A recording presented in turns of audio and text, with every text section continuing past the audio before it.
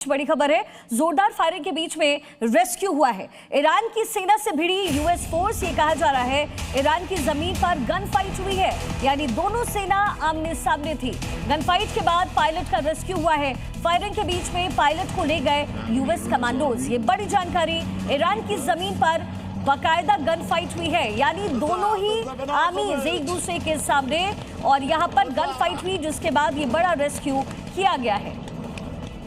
साथ ही US pilot पर एक और बड़ी इंफॉर्मेशन सामने आ रही है।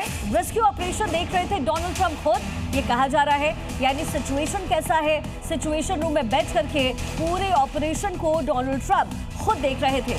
ऑपरेशन पर ट्रंप की पल पल की नजर थी, ये बड़ी जानकारी भी इस समय मिल रही है, यानी पहले से पूरा सब कुछ प्री प्लान, कैसे सेना को उतरना है, वहां गन फाइट होगी इसकी संभावनाएं भी थी। रेस्क्यू ऑपरेशन खुद डोनाल्ड ट्रंप देख रहे थे। श्याम सर, अब ये रेस्क्यू हो चुका है, डोनाल्ड ट्रंप के लिए बड़ी कामयाबी है, क्योंकि उन्हें बार्गेनिंग चिप के साथ खेलना नहीं पड़ेगा। लेकिन क्या इसे एक और बड़े ट्रिगर के तौर पर देखा जाए, क्या ईरान इससे ट्रिगर होगा? धन्यवाद शिखा, जय हिंद। सना वरुणा, CIA को बधाई। यह ऑपरेशन आसान नहीं था। ये कर्नल एक एक्सपीरियंस्ड ऑफिसर थे, वेपन्स सिस्टम ऑफिसर। ऐसे एयरक्राफ्ट में जब हम जाते हैं तो पायलट कभी कभी यंग होता है, लेकिन जो टैक्टिकल ऑफिसर होता है वो काफ़ी एक्सपीरियंस्ड होता है, और वही था। ये इंजर्ड हुए, एक दिन तक इन्होंने अपने को बचाया, कम्युनिकेशन सेट्स यूज किए, स्पेस तक इनकी पकड़ बनाई गई थी।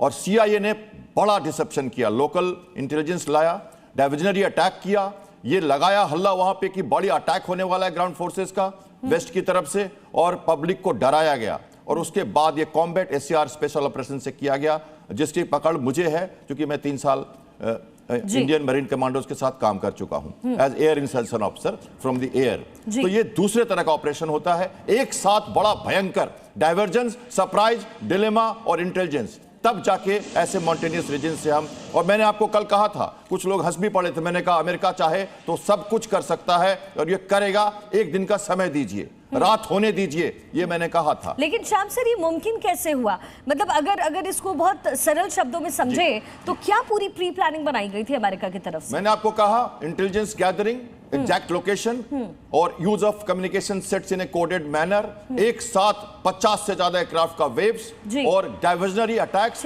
कहीं पे निगाहें कहीं पे निशाना, और तब स्पेशल ऑपरेशन का hot insertion and hot extraction. ये बड़ी बातें हैं। ये मुझे लगता है श्याम सर बहुत बड़ी बात है कि यूएस जहां चेतावनी देता था, अभी तक लोगों के जहन में टिक्कू सर यही था कि डोनाल्ड ट्रंप आते हैं, कुछ भी कहते हैं, चले जाते हैं, लेकिन पायलट को रेस्क्यू करना, क्या ये कॉवर्ट वॉर की तरफ की शुरुआत आप मानेंगे? देखिए, आप इसको किसी भी प्रकार से देखें, जिनको अमेरिका की काबिलियत पर शक था, अब उनको कम से कम ये तो पता चला होगा कि अमेरिका इतने मुश्किल ऑपरेशन को कैसे सरअंजाम दे सकता है।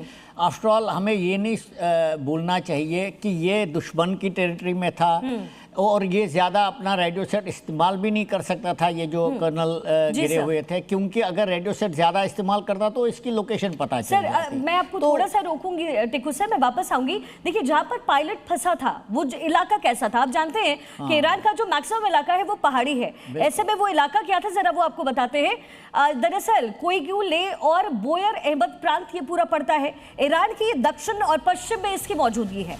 पहाड़ी इलाका, जैसे मैंने आपको पहले भी बताया, जंगली इलाका है, दुर्गम इलाका है, यानी डिफिकल्ट सिचुएशन है, कॉम्बिंग के लिए बहुत डिफिकल्ट है, कठिन है, खतरनाक क्षेत्र इसको माना जाता है। कम आबादी वाला है, ये ग्रामीण एरिया है, तो जाहिर तौर पर अगर कम आबादी वाला है तो इसमें कहीं ना कहीं थोड़ी राहत की बात जरूर थी। लेकिन बड़ा सवाल ये है कि जिस तरीके से रेस्क्यू हुआ है, जो लोकेशन ट्रेस हुई है, उसके बाद बड़ा सवाल टिक्कू सर ये उठता है कि क्या पहले से ग्राउंड में यूएस की कोई ऐसी मौजूदगी, कोई ऐसा सिग्नल जिससे इतनी आसानी से ट्रेस हुआ है ये पायलट? नहीं, ऐसा नहीं है, क्योंकि अमेरिका ये रिस्क नहीं ले सकता कि डीप इनसाइड एनिमी टेरिटरी का आप किसी को बिठा कर, तो ये मुमकिन नहीं है। लेकिन आजकल सिग्नल इंटेलिजेंस बहुत आधुनिक है पता चल जाता है। दूसरी बात मैं आपको ये कहना चाहता हूँ, जो लोकल लोग हैं ना उनको भी नहीं पता चल, जो वहाँ रहते हैं उनको भी नहीं पता था ये कहाँ थे, नहीं तो अभी तक तो पहुँच गए होते उनके पास। तो ये ज़बरदस्त इंटेलिजेंस है। CIA ऑपरेटिव्स में भी हो सकता है, ऐसा भी नहीं मैं कह सकता कैटेगोरिकली कोई होगा नहीं, हो सकते हैं CIA ऑपरेटिव जो ईरानियन खुद ही होंगे। लेकिन जिस प्रकार से ये ऑपरेशन किया गया, आपने बोला अपने न्यूज़ में कि फायर फाइट भी हुई है, वो तो होनी थी क्योंकि एक टोली जो है वो फायर फाइट के लिए तैयार रहती है, उनको सप्रेस करना पड़ेगा ईरानियन ट्रूप्स को, इससे पहले कि वो उसको सुरक्षित उठाकर ले जाए। ठीक है सर। तो मैं मानता हूँ कि बड़ा मुश्किल ऑपरेशन था और अमेरिका ने उसको बहुत खूबी से बचा लिया है। मेरे ख्याल से ये एक संकेत है ईरान के लिए कि आप कहाँ तक जा सकते हैं अमेरिका से लड़ने के लिए। ठीक है।